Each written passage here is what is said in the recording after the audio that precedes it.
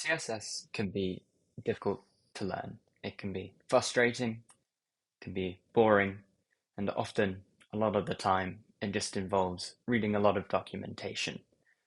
That's not very fun. So what I wanted to do was I wanted to change that. I think that learning CSS should be fun, should be gamified, and it should be engaging. It was playing games like Flexbox Froggy and Grid Attack that I found that I actually quite enjoyed CSS. Introducing Css Race. Css Race is an online platform where you can create rooms and you can race your friends. You can see here that when we click on the create room, we're given the option to copy the room ID to send to our friend.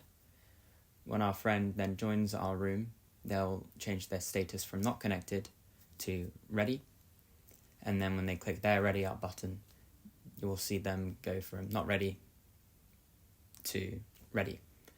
When you also ready up, you can then start the game. Here you can see that this is our editor. As the opponent updates their code, we can see that their image changes on the bottom, and that happens in real time along with whenever your opponent sees their code update.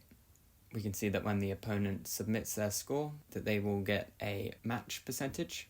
You can see that in our editing environment here, we have some auto-completion from VS Code. We also have emit available in order to be able to code as quickly as possible. You can see here we can copy the colors and they show tooltips showing that the text has been copied.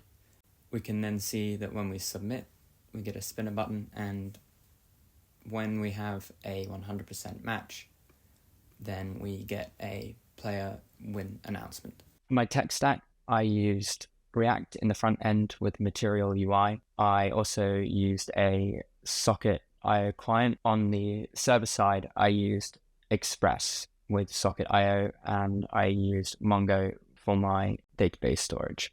And I used Mongoose as an ORM. I used ESLint and Prettier to have file formatting and linting. I then used Docker and render.com to deploy my application.